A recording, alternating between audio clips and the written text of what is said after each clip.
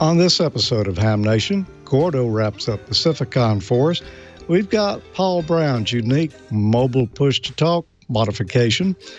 We talk a little bit about an introduction to digital modes, and Dale's got a great video on the Battleship Iowa. Ham Nation is next. Podcasts you love.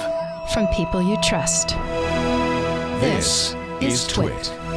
This episode of Ham Nation is brought to you by Icom. For more information, visit icomamerica.com/hamnation. And by LDG Electronics. LDG Electronics provides state-of-the-art automatic antenna tuners and related products for every amateur need. Visit ldgelectronics.com to learn more.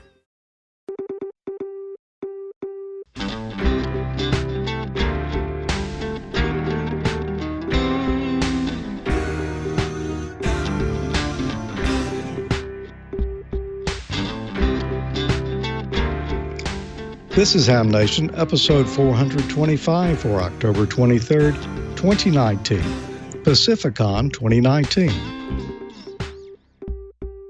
Good evening and welcome to another exciting episode of Ham Nation. I'm George W5JDX here tonight, along with a cast of usuals. Bob Heil will not be with us tonight. I guess he's on the road tonight, but we expect him back next week. But with us tonight, we do have Don down to my south, and we never know what Don's got going on.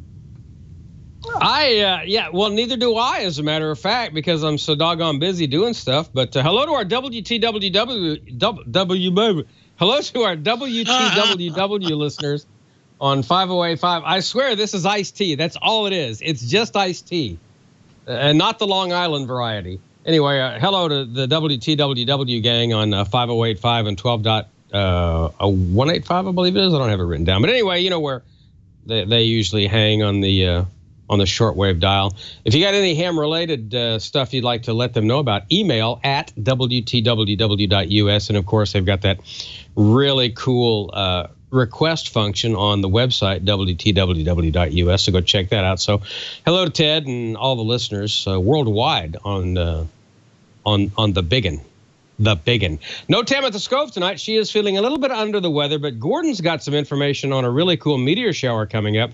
And, of course, we'll have the news of the week from Amateur Radio Newsline. And I've got one of the Newsline guys, Paul, WD9GCO, with a really cool install and a great idea for keeping your eyes on the road while you operate amateur radio mobile. It's a really cool install, and we've got that video, and that's coming up tonight, George. Cool. Yeah, you know, Don, I was talking with Ted earlier this week, and Saturdays is a big ham radio night at WTWW. You need to tune in because there's a lot of ham content going that night that you'll probably enjoy. Unfortunately, I'm a little bit close, so I can't get 5085 here good on up into the evening every day. Some days are better than the others. But if you live a little bit further from the Nashville area than I do, you should be fine. Should be a strong signal there and great programming. Yeah, they're 60 over for me. Yeah, I'm just a little too close. We've also got Dale with us tonight with some great viewer videos. Hi, Dale. Hey, George. Good to see you this evening. Good to see Gordo and Don again here. Glad to be back. And, we've been staying busy around here. Nice fall weather in south central Kansas, but we've got a cold front coming in tonight with rain, and it's going to be like winter tomorrow. So I don't know about that. Winter can stay away for a little while longer. Won't complain.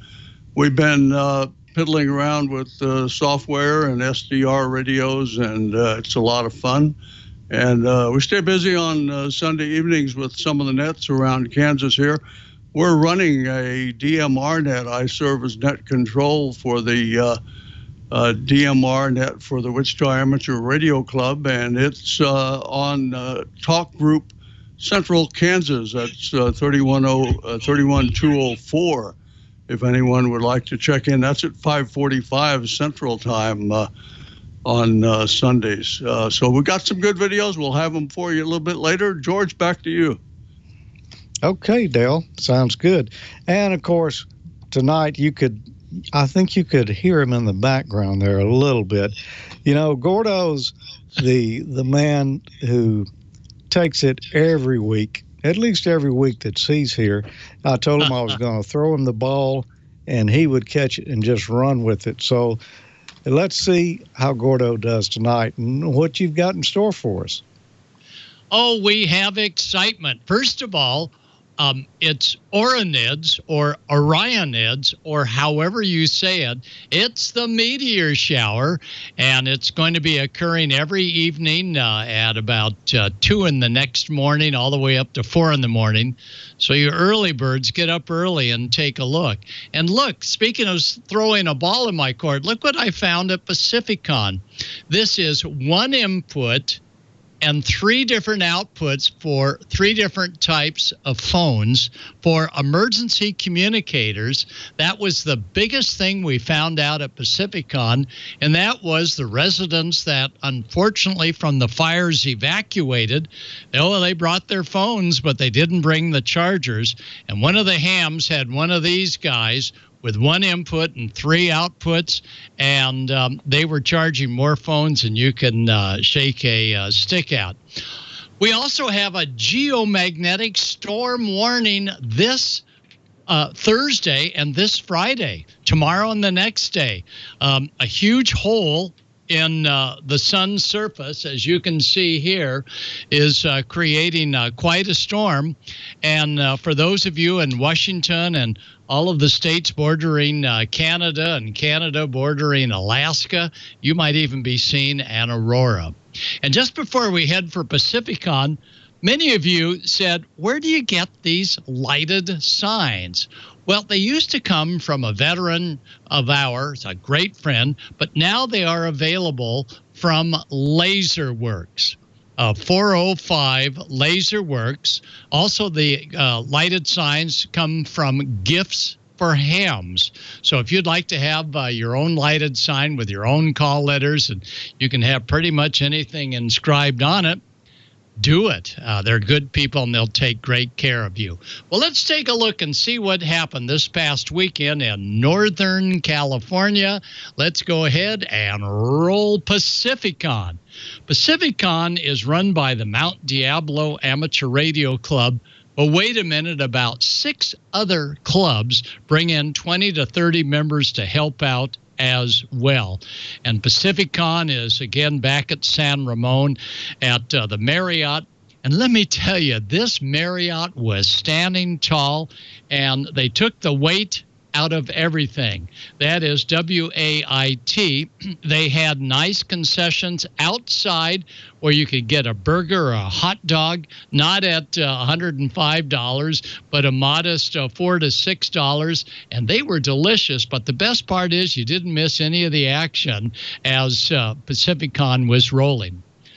We pulled in Thursday to talk to the Benicia Amateur Radio Club all about emergency comms. And the big question is, what's this thing about the state of California finding that ham radio is no longer a benefit? Well, this comes from a squabble between a ham group and Cal State Fire.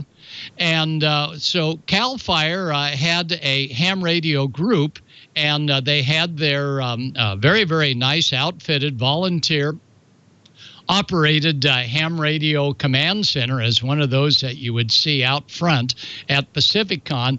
And they said, oh boy, this is just totally blown out of proportion, that it's not near as bad for those that work closely with their served agency. So lesson learned, work closely with your served agency. So when the served agency inventory specialist goes in there and sees a Kenwood rather than a Motorola or one of the other emergency radios, they know what it's for. They know all that hams do.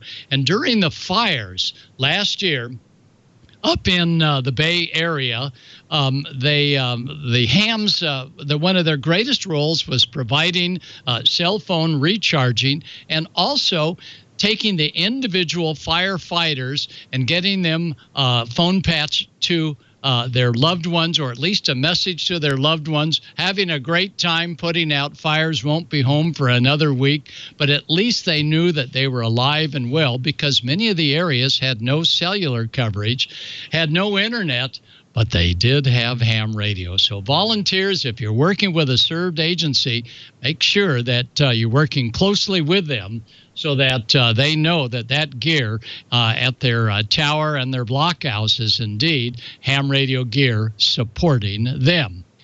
Well, we started out with a ham radio instructor academy as well as a breakfast. Bob Heil was there.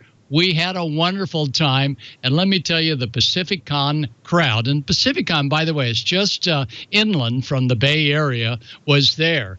And Friday afternoon, usually Friday's not a big day for any ham fest. They usually stay open for like 3 hours, and we get a trickle of people. Holy smoly. Here at Pacificon, they came roaring in. And as you can see, we had scouts because this was the JOTA weekend. And we had more people you could shake a stick at. So Bob and I were quite busy meeting all of our fans of Ham Nation. And, Randy, he was there. In fact, he was last week at the studio and was always there working all of the ham radio activities and the booths. There's Jerry and Amy. You saw them. Yep. They were there, and they were mobbed. They had folks coming all over wanting to join aboard the sponsorship of some of these great 3D glasses, and they just see all sorts of projects that could be worked into what they're looking at as viewing as the ham radio world.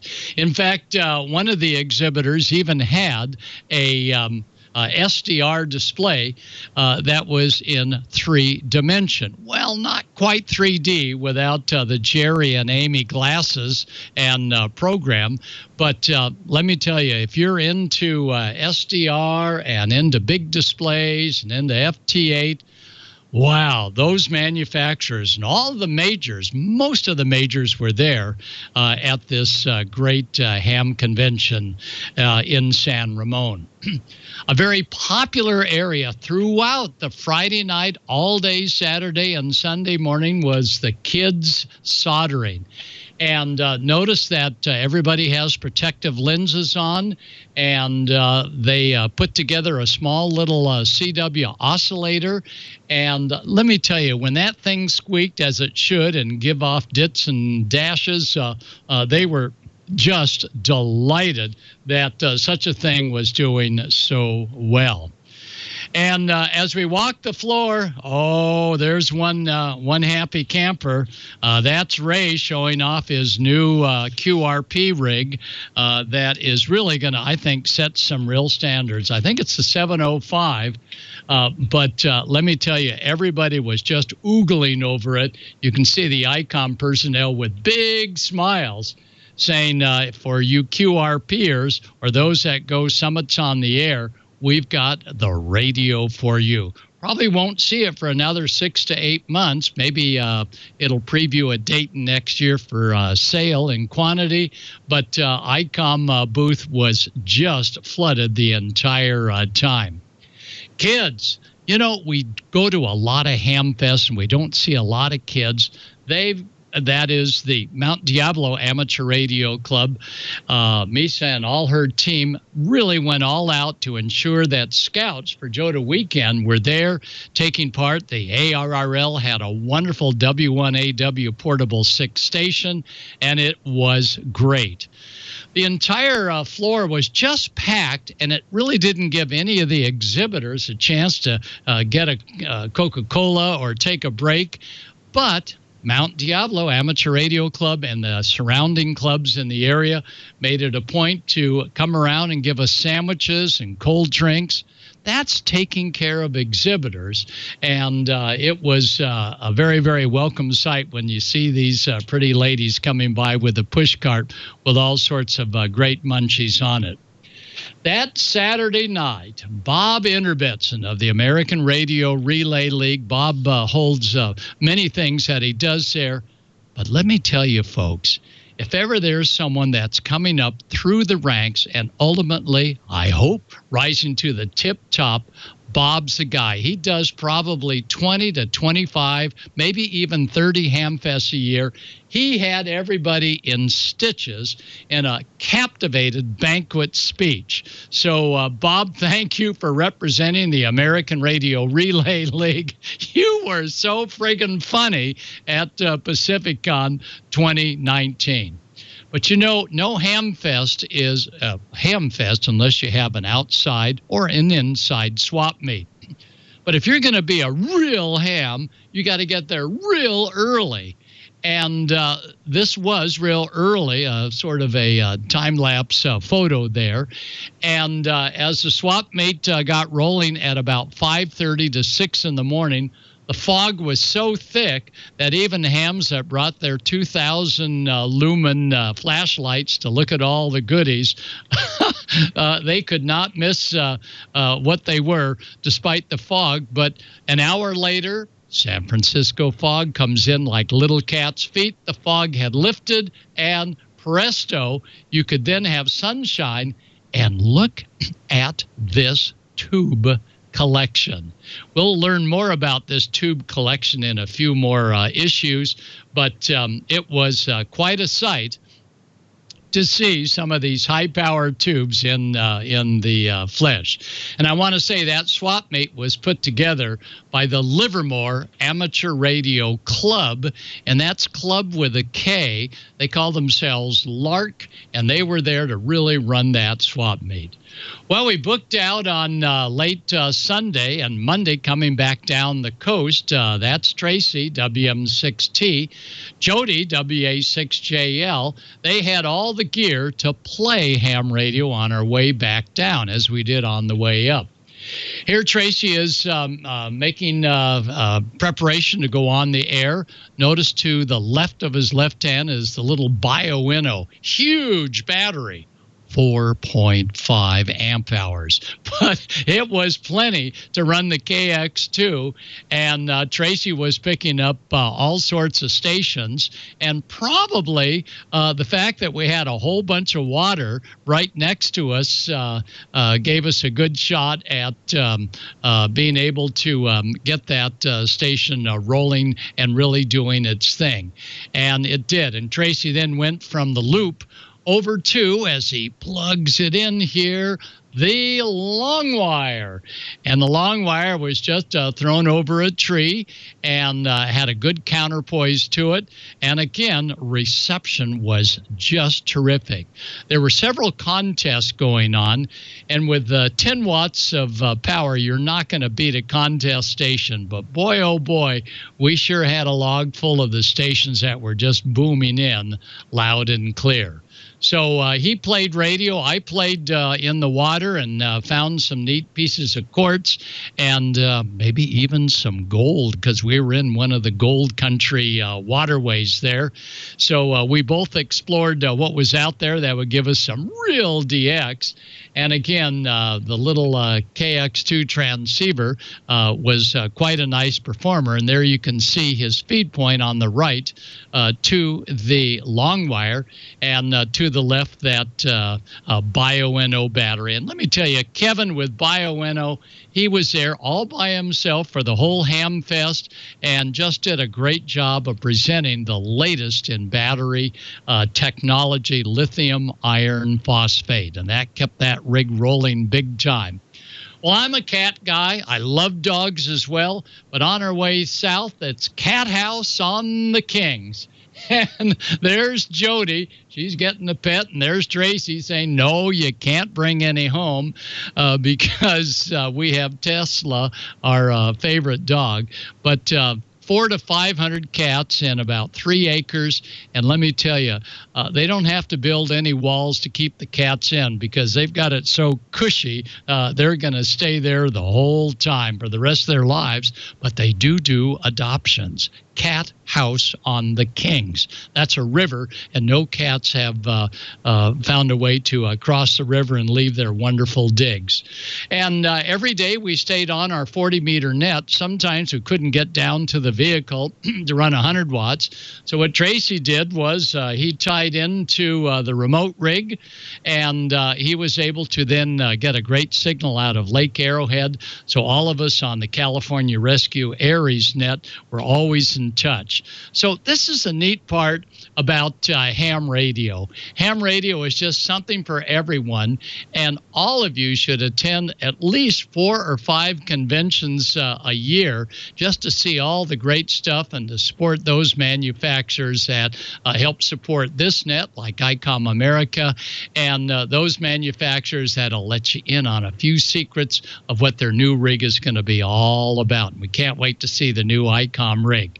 In fact, let's go ahead and check in with Icom. But remember, next week, I've got a special guest, and it's called SOTA Saturdays. And if ever you wanted to get more newcomers to ham radio to come on the air and join your club on a Saturday to figure out programming and so on, Ed from South Orange Amateur Radio Association will be with us, and we're going to have a SOTA Wednesday showing off all they do on Saturdays. So let's take a look and see what's happening with Icom America.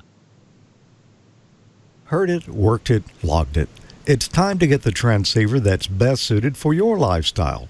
Icom offers a variety of high-performance and innovative products.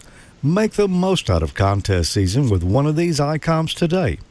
IC7610, the SDR every ham wants. This high-performance SDR has the ability to pick out the faintest of signals, even in the presence of stronger adjacent signals. The Icom IC7610 is a direct sampling, software-defined radio that will change the world's definition of a SDR transceiver. RF direct sampling, 110 RMDR, independent dual receivers, and dual digicell, or get the IC7300.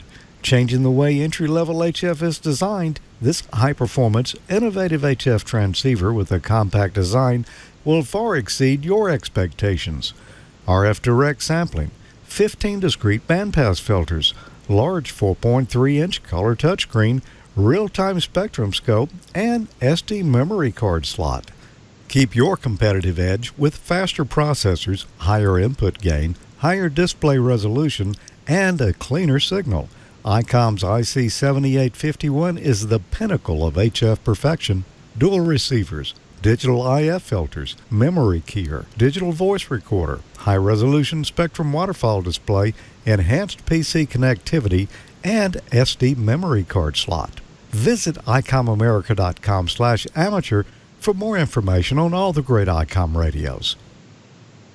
And Icom invites you to enter weekly in their drawings for some great swag prizes like T-shirts and hats at IcomAmerica.com/HamNation. You'll automatically be entered in the monthly grand prize drawing for a new radio. And for October, that new radio is going to be the ID4100A entry-level D-Star Mobile with big rig features. It's a VHF, UHF dual-band mobile, one band at a time, with built-in GPS, FM, and DV repeater search function, micro SD card slot for voice and data storage. It supports terminal mode and access point mode, and there's downloadable Android and iOS apps available. So go to IcomAmerica.com/HamNation after this and each episode and register to win. Sign up, good luck, and don't forget to follow Icom America Inc. on Facebook and Twitter. This week for Smoke and Solder, we're going to take a little trip back to a video I shot, some time ago. I think it was 2014, on working digital modes, because there's a lot of new amateurs and a lot of old timers too, who've just never got around to doing digital modes. This is just one way to do it right here. It's very, very simple to do. There's a lot of free software out there now that you can do it with. Well, let's just take a look at it. We'll talk about it when I get back. Today, we're going to take a look at digital modes on HF, and we're going to do it very simply here. We're just going to listen. We're not going to attempt to transmit. So if you've never worked digital modes before, here's something you can do to kind of get started with it, or even if you're not a ham and you have a shortwave receiver of some type, you can do this too. First thing we do is we tune to the portion of one of the bands where there's some digital communications going on. On 20 meters, down around 14.089 megahertz, you'll find some digital signals of various types. I can hear some in the background there right now. These aren't really sounding very good, and there's a reason for that. The first thing you got to do, if you've got any filtering on your rig, you're going to need to turn that off because it's interpreting the digital signals as being noise. So first thing we'll do is turn off our notch filter here. That lets a little signal through, and also turn off any DSP noise reduction. Now we can hear signals there, where before it was just some clicks and chirps. So how do you get started? Well, if you've got a rig like this IC7700 here, you've got a decoder already built in it. The first thing I want to do on this rig is just go into the mini scope here where I can see the signals on the band, and I'll switch over to RTTY mode, and I'll also turn on the decoder. Now we can see right here a little display that's going to show us the peaks. You know, RTTY has 2 tones to make a signal, and we can see both of these. What we do is just peak them there on the 2 lines in the rig, and that's how we'll know that we're on frequency. And we can see those 2 peaks are lined up right there, and it's decoding some RTTY right now. It's decoding W1AW, the ARRL's flagship station. And you can see a little noise in between transmissions there. That's not unusual. We could turn up our squelch or RF gain there to get rid of that if we wanted to.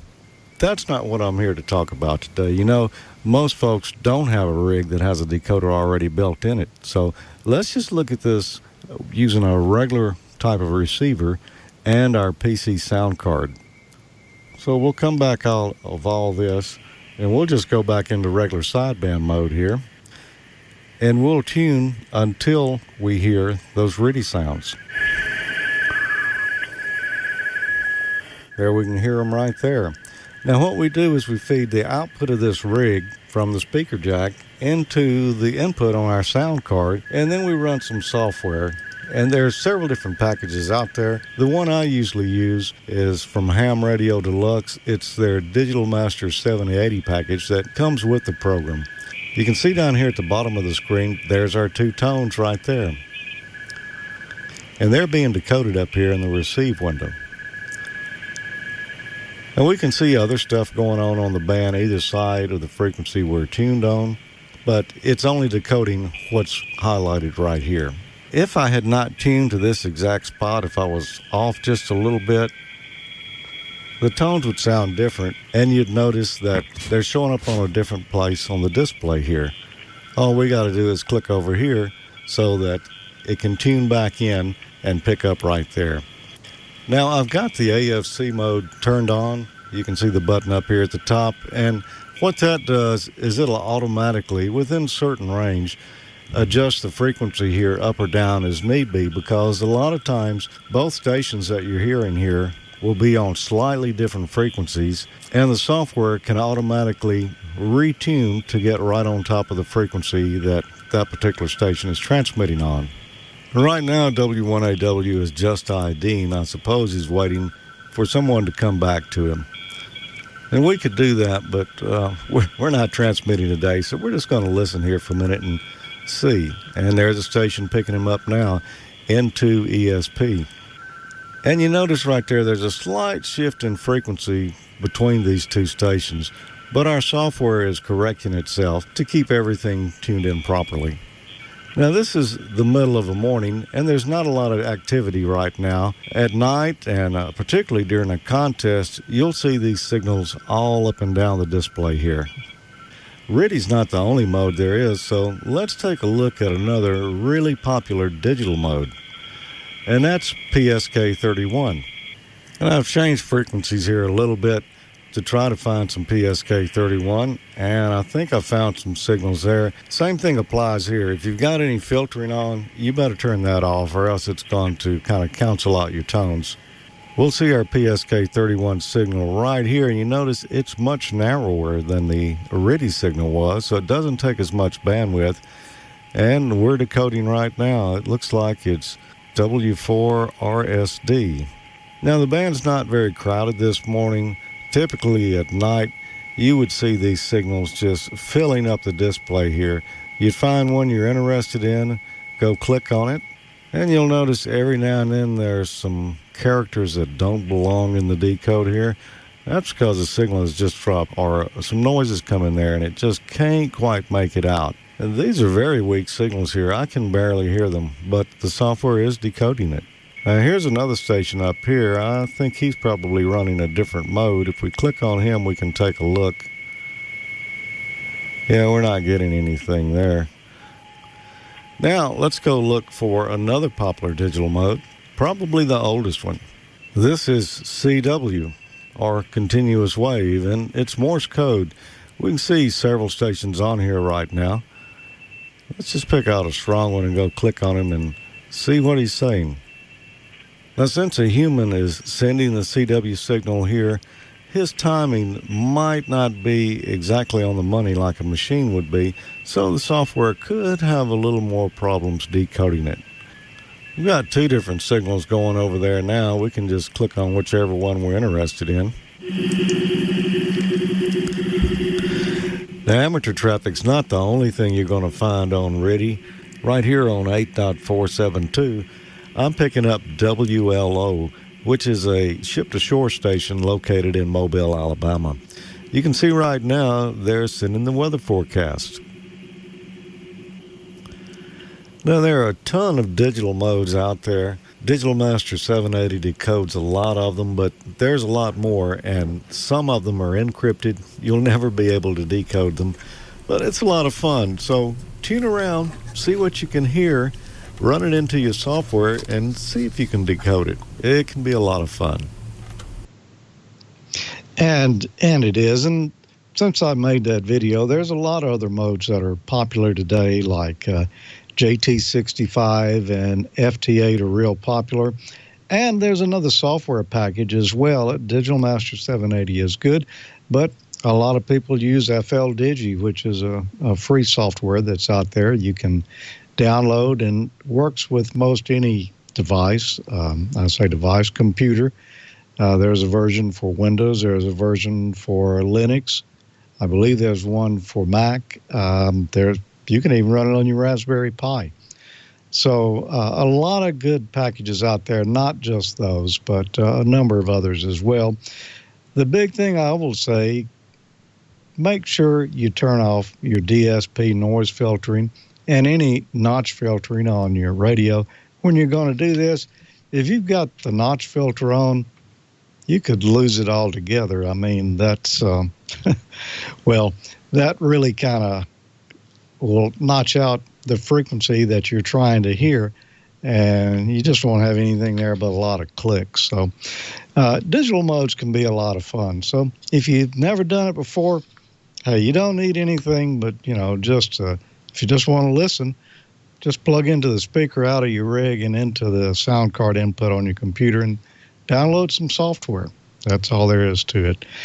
Well, I did want to remind you that Randy is still looking for your projects. He wants to know what you've been building. And no videos, please, just photos and descriptions.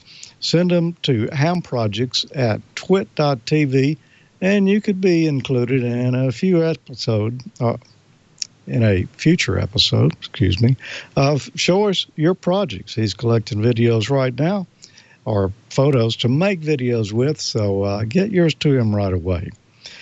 Another thing I want to mention is, I just gave away that IC7300, and we talked about that last week here.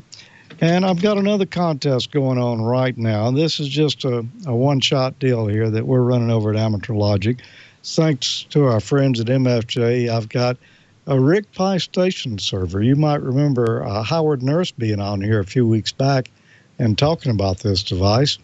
It's the MFJ 1234. It's got a Raspberry Pi in it. You just plug it into the internet and program it up, connect your rig to it. And if you're lucky enough to have one of the newer rigs that has USB ports on it, you don't even have to make the audio connections. Just plug it in the USB there.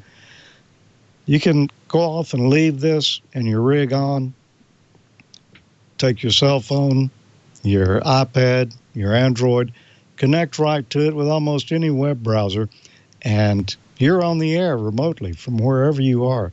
RigPi Station Server is a great little project that it's been in development for several years. I talked to Howard about this 2 or 3 years ago, and it is finally out there now, and hearing nothing but good things about it. So if you'd like to win that, well, here's all you need to do is go to amateurlogic.tv/contest. You'll get the details right there on how to register. Like I say, you need to register once sometime in the next couple of weeks, because we're only giving away one of these, and that'll be the 15th of November. amateurlogic.tv/contest. Go get your entry in now. And what else? Well, we have Don here tonight, who has got a special install video. He told us about it a little bit earlier before the show. I didn't completely understand it. So, Don, what's going on here? Well, Grasshopper, you pay close attention and all will become evident. If you're an amateur radio, mainly a mobile VHF, UHF operator, you know that as you're driving down the road, especially if you're doing it mobile, you got to keep your eyes on the road. You got to keep your wits about you. Well, Paul Brown, WD9 GCO, one of the voices that you hear on amateur radio newsline quite often, had a novel idea for how to keep his hands on the wheel and still be able to operate the radio. He can keep one hand on the steering wheel at all times, either one, and still key his radio. Watch this video. It's pretty slick. Hi, I'm Paul, WD9 GCO. I've been a ham since, way longer than I care to think about. I'm here to talk about the radio installation in my car. Now, it's different. It's quite a bit different than a lot of your installations, but we all have different circumstances. We all want different things. So this is a look into what I wanted out of the installation in my car, how I wanted it to work, and how I finally managed to implement it with the help of some people. And I thought I would show you so you can get some ideas. So let's take a look and see what we've got. This is my car, 2018 Subaru Impreza Sport, named Serenity. Yes, that's where I got its name from. My goals for the project: these are the things that I considered most important: a clean, professional look, hide the ugly parts as much as possible, and have easy, convenient access to the controls. But most importantly, it was important that operation while driving be as hands-free as possible. The equipment for the project: the primary radio is a Kenwood TMV71A. Secondary is a Connect Systems CS800D. Here's all of the parts laid out, preparation for the project to begin. And now for the tricky bits. What I really wanted was wheel-mounted push-to-talk. After half a dozen failed experiments, I had a brainstorm. Yes, Don, that was the breeze you felt. My car has a 5-speed manual transmission. The automatic version also uses shifter paddles, and that was the answer. Maybe. I ordered a set of paddles, and I asked my mechanic for a copy of the schematic for the wiring in the steering column. My mechanic rocks. He gave me one. I learned how to remove the airbag without having it explode in my face. That shows it right there. That's the airbag hanging loose, and that's after it's been disconnected and put away safely. That's the backside of the steering wheel after it was removed from the column, showing the mounting points for the shifter paddles. And those are the paddles. I wired them in parallel, so both of them are just simple push-to-talk. That's one of them in place, and that shows the back of the steering wheel with the updated shroud and both paddles mounted firmly. That is the key to everything. That is the roll connector, or the clock spring. Inside of that is a spiral flat ribbon cable that winds and unwinds as you steer. That connects all of the electronics in the wheel with the wiring harness. However, the wiring harness for the manual does not have the wires for those paddles. It does have the holes in the plug, though. So the green wires you see on the left are ones that I forced into the empty holes in the plug. They made connections with the pins on the roll connector, and that becomes the push-to-talk connection from the car to the radio. And what you see here is everything back in place. You can see where my hands rest on what is essentially now squeeze-to-talk controls that move with the steering wheel. Okay, so the upshot of everything I showed you is this, and this is how it works. If I'm out driving and I want to use the radio, I pick up the headset. Just put it on, adjust the mic so it's close to my mouth. That way it doesn't pick up the road noise, and it just picks up my voice. If I want to talk, both hands on the steering wheel, fingers on the shifter paddles. Like I said, they're wired in parallel, so it doesn't matter if I've got my left hand on the wheel and I need to shift or I need to adjust the volume. I can keep talking with this hand over here.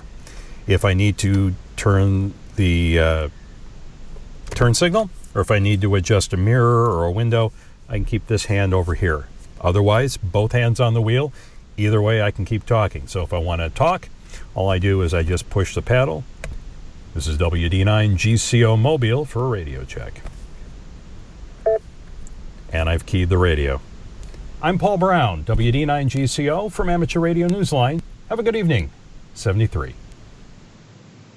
Yeah, make sure you check out search for Paul Brown on YouTube and check out the full installation. He's got like a 10-minute video on that thing. It's pretty slick. I got to see that when he met me up in Peoria, Illinois for the Peoria Superfest and rode around in the car. And it's a really cool installation. And if you search for him on YouTube, you spell his last name Braun, like the razor, B-R-A-U-N, not B-R-O-W-N. It's pronounced Brown, spelled Braun.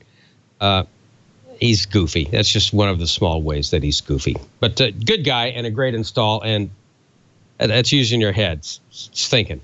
That's what ham radio is all about, figuring out a different way to go about doing something and keep yourself safer on the road as well. Now, let's go ahead and get into the news of the week from Amateur Radio Newsline. Again, no solar update tonight because Dr. T has been a little bit under the weather, so we wish her well. But here's the news of the week from Newsline.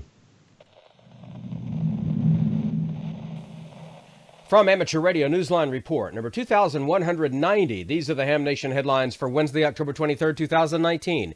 We begin this week's report from wildfire-plagued California and an unprecedented multi-day power shutdown by Pacific Gas and Electric. In the Los Angeles area, Jim K6JAT, the ARRL Pacific Division Director, told Newsline that Oakland Aries and Racy's amateurs reported to the Emergency Operations Center and began fire patrols in the Oakland Hills, joined by city police vehicles and fire department units equipment. In Los Angeles, Marty N6VI, training officer for the City Fire Department's Auxiliary Communication Service, said the Northwest District of Los Angeles Aries activated at 2 San Fernando Valley shelters. A resource net was operated by the Los Angeles Fire Department's Auxiliary Communication Service. In Mono County, Emergency Coordinator Paul Dosty, KK6BAF, said hams assisted at a faith-based senior center. In Calaveras County, Emergency Coordinator Sam Hernandez, WS6P, gave updates twice a day using Aries Connect. Newsline anchor Neil Rapp, WB9 VPG. The reports were similar from counties all over California, and the outage postponed the usual Wednesday night live Ham Nation netcast. It was delayed until the following Saturday. If you're an extra class operator with the goal of earning your Worked All States Award on 80 meters, an old friend is back to help. Its formal name is the Greetings Extra Radio Amateurs Tired of Operating Lately Net. Its short name is the Geritol Net. That's spelled Geratol, not to be confused with the elixir once advertised on American TV for people of a certain age. Kevin, N1KL, has posted on the QRZ forums that the net has resumed meeting as of October 1st, and the action gets underway on 3.667 megahertz starting at 0100 UTC plus or minus QRM. The goal, beyond fostering fellowship, is to help extra-class amateurs log new states toward the big award. In the meantime, to keep everyone motivated, the net offers a number of other awards along the way. If you're interested and are ready to fire up the rig on 80 meters, visit geritol.net to find out more. Again, that's spelled Geratol. For Amateur Radio Newsline, I'm Jim Dameron, N8TMW. The changing of the guard continues. Neil Rapp has news of another amateur radio pioneer to take his signal on up the band. The co-founder of a company that brought top-of-the-line amateur radio transceivers into the market in the late 1960s has become a silent key. Harold Johnson, W4ZCB, died October 11 after a long engineering career. He was a co-founder of Signal One, which arrived on the scene with its CX7, the company's original transceiver model, considered state-of-the-art for the era. Harold had been working at Electronic Communications Incorporated, a veteran of the U.S. Air Force, which he served as a pilot and engineer. The North Carolina resident was a member of the Quarter Century Wireless Association. Harold Johnson was 92. And that's all from the Amateur Radio Newsline, your independent source for amateur radio news for 4 decades and counting at arnewsline.org. With Neil Rapp, WB9VPG, Jim Dameron, N8TMW, Karen Eve Murray, KD2GUT at the news desk in New York, and our news team across the globe. I'm Don Wilbanks, AE5DW73. We'll see you next time here on Ham Nation. All right, and thanks, of course, to everybody with the Amateur Radio Newsline crew. Good stuff and a good crew. Want to tell you a little bit about LDG Electronics now. Great little aid for your shack if you need a tuner. And even if you don't need a tuner, sometimes you don't necessarily want to use the tuner that's built into your radio, and LDG provides state-of-the-art automatic antenna tuners for every amateur need, from QRP to QRO, fixed stations, portable and remote. An LDG tuner will match your radio to your antenna, and they use a lightning-fast proprietary tuning algorithm. Check out the LDG AT1000 Pro 2. That is the flagship automatic antenna tuner. It's made for high-power hams. It'll handle 1,000-watt sideband, 500 watts FM and digital. It'll tune from 1.8 to 54 megahertz continuously. It'll match your Yagi, your dipole, your inverted V, sloper, virtual, any coax-fed antenna from 6 to 1,000 ohms in impedance. And tuning time is typically under 10 seconds. Memory tuning under 0.2 of a second. That's 0.2 seconds. There's a large, easy-to-read bar graph, watt meter, and 2 selectable ranges, too. Dual antenna switch, 2,000 memories for each position. It's a cool bit of kit.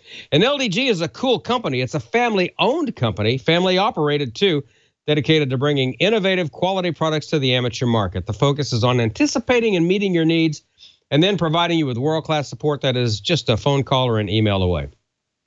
And all LDG tuners carry a full 2-year warranty, and it's fully transferable. So if you ever sell or give away your LDG tuner, the remainder of the warranty goes with it. Free return shipping on all warranty repairs, too, should you need that.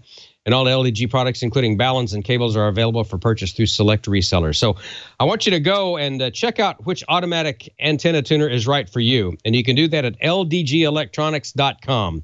That's where you go to learn more. ldgelectronics.com. And we certainly thank LDG Electronics for their support of Ham Nation.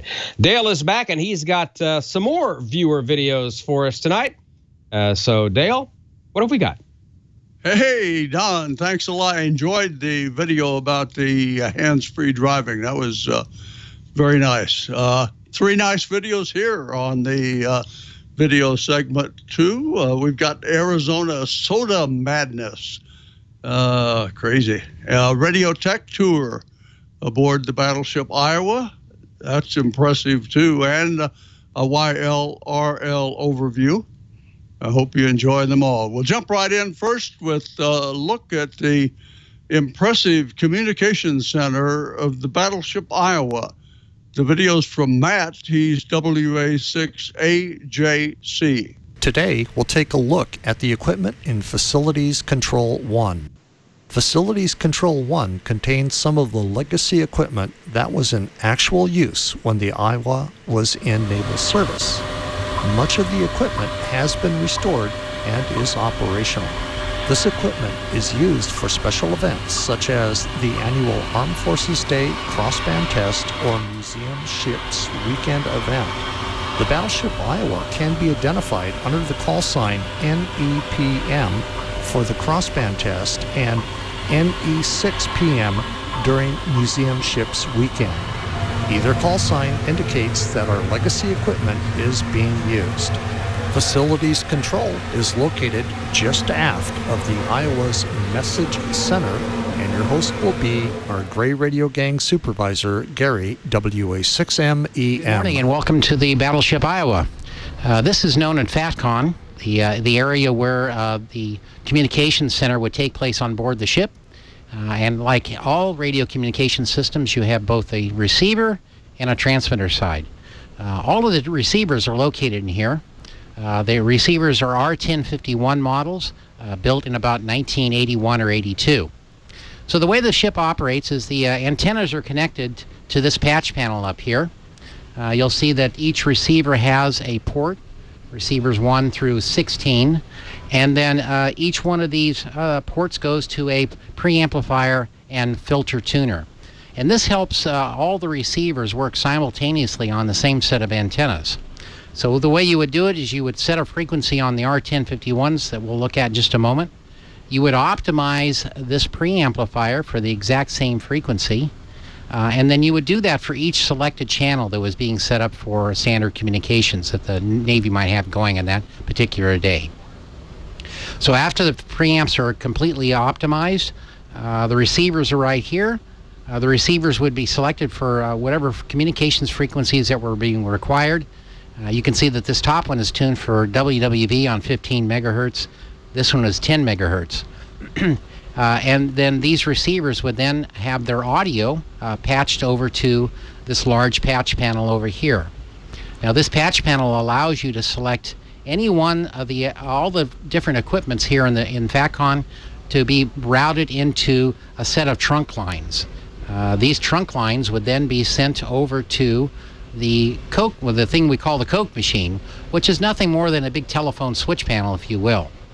So on board the ship, if let's say the Admiral had a call set up to another ship someplace, or maybe even to a center on mainland, that call would be set up by setting up the frequencies on the radio. The transmitters 2 decks below would be set up for a particular frequency, and then we would route the call through this machine to one of the red phones that's located over here on this desk. There are a multitude of those red phones on board. There are roughly 40 of them that can be used at any time by anybody on the ship that's required for communication. So if we wanted to route the audio to a specific red phone, now let's take it to that one there. The operator would come over here to a button and hit assign. He would punch the line button, and this happens to be line 4. And let's say the audio that we want to use is on one of those trunk lines, and in this case we'll call it trunk 11. We hit the enter button, and it says that the circuit is complete, and in fact you would look over on the red phone there and you'd see the red light has come on, indicating that it's connected to the network. In addition to so the operator or whoever is getting the call would just pick it up, and under normal transmission you'd hear the audio up here in the receiver, and then the transmitter microphone is here, and it's just like anything else we would use for communications. It's push to talk, and when that button is pressed, it would key one of the 1500 watt transmitters that's located down in the transmitter room on the 3rd deck. That was Matt's part 1 video of the Iowa's Communications Center. He also offered a part 2 tour. We have that video in hand here. If you'll let me know if you'd like to see more of this tour of the Battleship Iowa Communications Center, let me know, and we'll make sure we get it on the next video segment. Well, next, Ann Dirkman, an officer of the YLRL, gives us an overview of that group's activities. The video comes courtesy of Dan, N9LVS. Hi, I'm Ann, KC9YL, and I'm the DX Treasurer for the YLRL, Young Ladies Radio League Incorporated. We are based in the U.S., but we have international members totaling about 500. We promote with women in amateur radio and offer many support avenues, such as weekly nets on HF and DMR, which is a new digital net that we have started, and Echolink. The Thursday night net happens to be a very popular net that ladies like to check into. We offer scholarships every year, $3,000 scholarships for young ladies who are in the ham radio field. They have to be licensed operators and going for some sort of higher education. We have conventions every few years. The last convention was last year in Oklahoma City. We had about 40 of our YL members attend, and we have conferences, contests that are YL and YLOM contests throughout the year. We have certificates that members can apply for and earn. We have a great means of support as far as information. Our membership dues are $15 per year, and that includes bi-monthly publication. We have YLRL Harmonics that we publish with stories and information about YLs and their events throughout the world, their local operations, DX operations, travels that they have during regarding ham radio, and get to hear about other people throughout the world as far as what they're doing and what the ham radio hobby means to them. YLRL also has a Facebook page, and we have Facebook chat also available with that, and we'll use those sometimes in conjunction with our weekly nets. And we have all-inclusive website, ylrl.org, which tells you all about the ham radio organization for ladies and just gives you little guidelines as far as what it is that we do, and talks about the scholarships. There's membership applications. We just began membership renewals through and use PayPal, which has proven to be a nice time saver for us. And hopefully that'll help boost our membership a little bit and just make the access for the group a little bit easier. Hope to see you on the air. 73. Well, thanks, Ann, and thank you, Dan, for sending that video. We do appreciate all the work you do for Ham Nation. In fact, one of these segments coming up pretty soon, I think we'll get that video out where you show how to build an on-the-air light for your ham shack. That's a real nice video. It fell through the cracks earlier in the year. Dan reminded me during the past several weeks. So we'll see if we can get that one on for you also. We'll wrap up the segment tonight with a bit of Arizona SOTA to SOTA madness. That's Summits on the Air. And with the long trek up Kendrick Peak, here's Keith. Well, good morning. It's Saturday, September 28th, 2019. I'm about ready to start my hike up to the top of Kendrick Peak to set up my amateur radio station and participate in the Arizona 10-point Summit to Summit Madness Day. I just passed the 1 mile up point. Kind of steep, but not too bad. And really well-defined trail, which is nice. I just reached 2 miles up and about 8,800 feet elevation now, and I'm definitely in the clouds.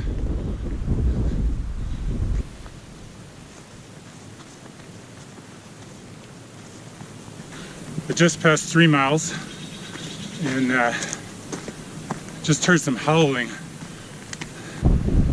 I just passed the 4 mile mark and almost at 10,000 feet now.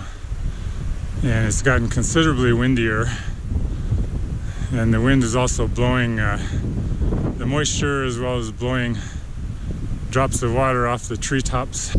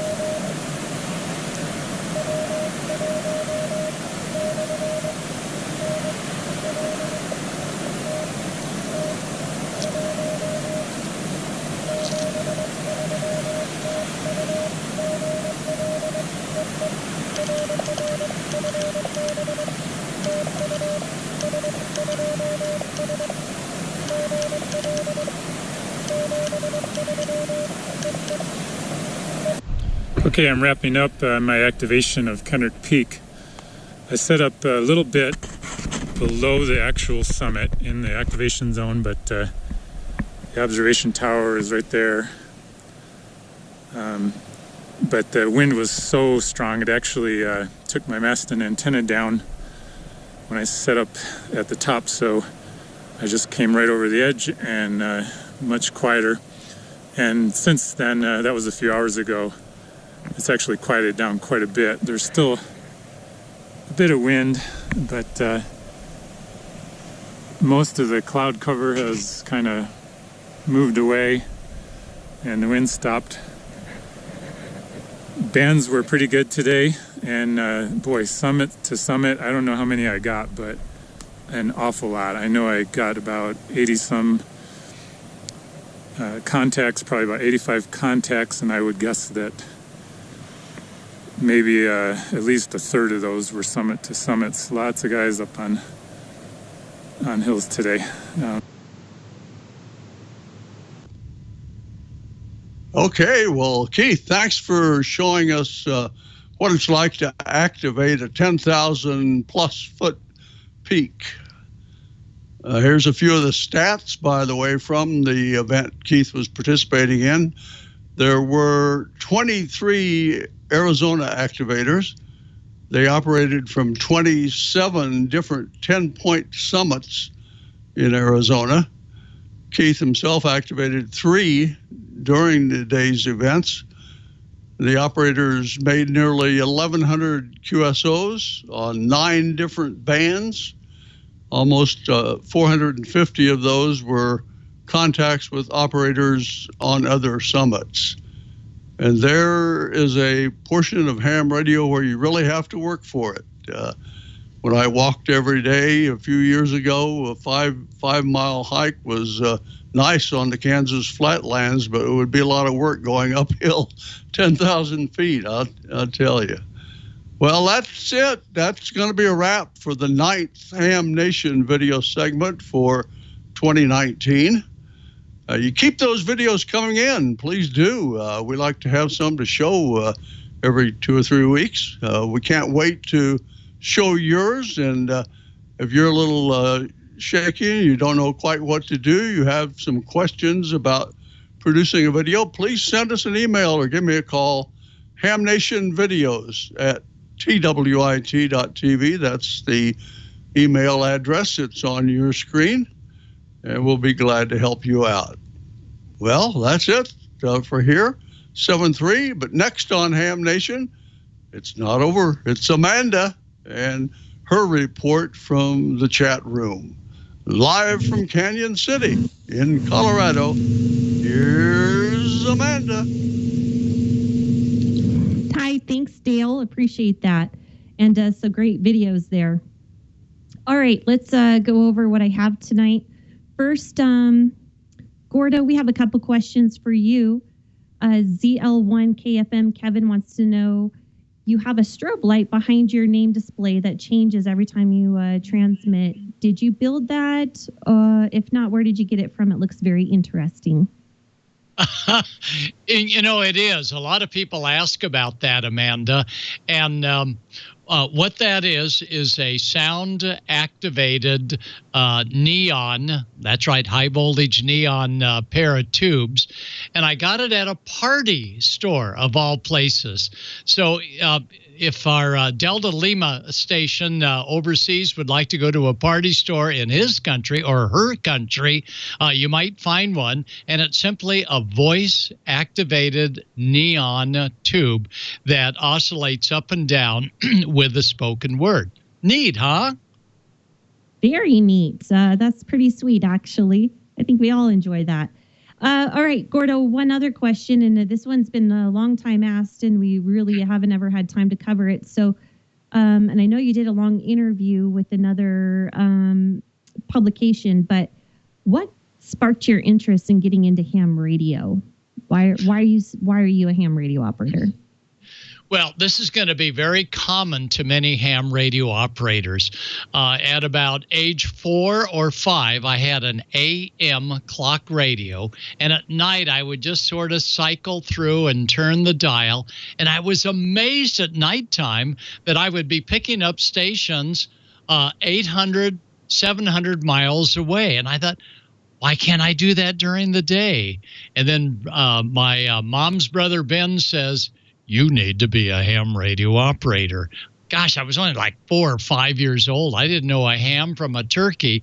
And he kept sending me info. So it was a medium frequency, shortwave listening on the AM radio band. And I encourage everybody, if you've got kids, get them tuned in and turned on after sunset to try and pick up KOMO, maybe up in Seattle, or KSL in Salt Lake City. And you East Coasters, you got plenty of powerhouses, and we just need to tell the kids, don't tune to the real loud ones, but rather get the little weak ones and get them all tuned in and listen on the half hour and the hour for their station call sign. So AM DXing was my intro to ham radio, Amanda. Oh, I find that really fascinating, actually. And SWLers even send out cards to these radio stations and say, hey, I heard you at this time on this date, basically just like your QSL card. And in fact, there's a whole club associated with it. It's the, I do their printing and I can't remember it. But anyhow, everybody sends in their reports every month and they publish a publication about it, and you get to see who heard what. So it's pretty interesting stuff. So thanks, Gordo, for that. Let's see. I have some announcements. Don't forget, this weekend is the big DX contest weekend. So I hope you'll all be operating. What about you three fellows? You all going to be participating? Gordo will. Yep, I'll be Maritime Mobile, so look for me about 14,305, 14,310 Maritime Mobile this weekend for the big contest for sideband. Nice. And you, George? Maybe. We've got some severe weather moving through this weekend, so it depends on how much lightning there is in the area, whether or not I'll take the chance. Okay, and what about you, Dale? We'll be listening for sure. We usually check into the U.S. Coast Guard net at noon on Saturday and then listen around the 20-meter band for a while, so we'll probably listen. A good tip for some of the young newcomers out there as far as these contests go, if you're trying to rack up some new countries, what I do is sort of watch the spotting channels and look for countries from stations that have their entry marked QSLs via LOTW, and then I try to work them if it's a country I hadn't worked before. And you can pick up a lot of new countries that way, so give it a try. I think we'll probably be taking a listen to see what we hear on 20 there come this weekend. Amanda?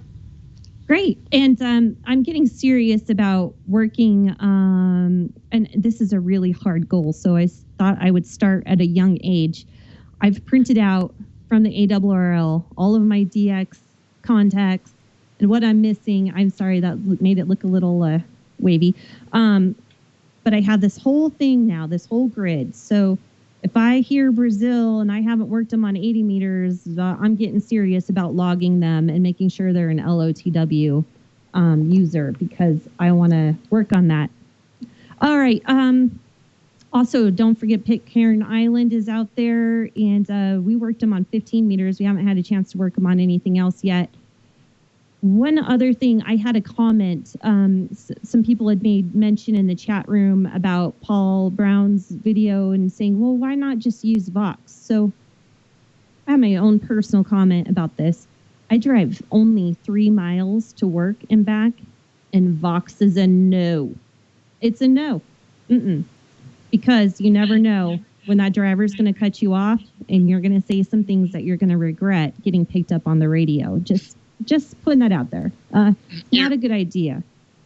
You're absolutely correct, Amanda. Many times those stations operating on Vox, relatively quiet frequency, you idiot, you just cut me off.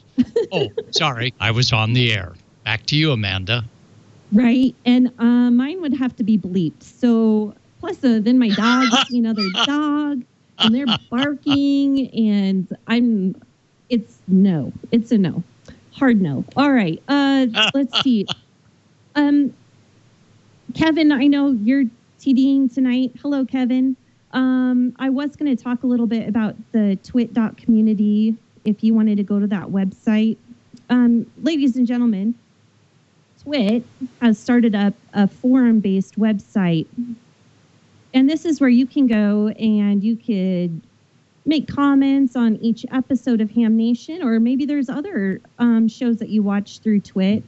Every one of them has their own page. Well, I guess it's a page, not really a page. Some of the hosts have things, so you can see they start a new forum for every episode, basically. So you can comment on each episode, and you could bring questions there. And I'm going to be browsing through that weekly or bi-weekly. Just kind of a fun thing. So it's twit.community. You know, you'll have to fill out a profile. Here's the coolest thing, though, is that you get like badges for the more activity that you do. So you get one for using an emoji or liking somebody's post or things like that. So check it out if you want to. And I think you'll have fun with it, especially if you enjoy the other shows on Twit. With that, then go ahead, Gordo. Amanda, that is so good because Bob and I talked about it, and we both agree, and I know all of our hosts agree. We want our viewers and our listeners to send us their materials and get it aired as short shots or comments now on the new web that you've created, or video shots. But we want this to be your show. We've looked at all the other shows that are trying to come up to speed on our show, and you know they're all good. Each show has its own little specialty. But what we want to do with Ham Nation, and this is from this past weekend with Bob Heil, we want to knock your socks off with great stuff, up-to-date stuff, and not just talking heads. So I will no longer be a talking head. Let's hear from you, and let's see your videos or your short shots. Short shots are going up to Randy, and videos are going to Dale. Amanda? Absolutely right. And we just love to have everybody's input. If there's a subject we're not covering enough, or if you have something to add to a subject that we did cover, we want to know about it, and we'll talk about it more. All right, with that, let's wrap up the show. Let's go over the nets first. I don't believe that there's any HF nets tonight. Kevin, KC7, FPF said prop is no bueno for 40 meters. And I have not seen Steve W7 UDI on at all for the 75-meter net. So with that, get out your HTs, and we can work some other nets. We've got the D-Star net on 14 Charlie, and also DMR on 31012. So with that, George, I'll let you wrap it up.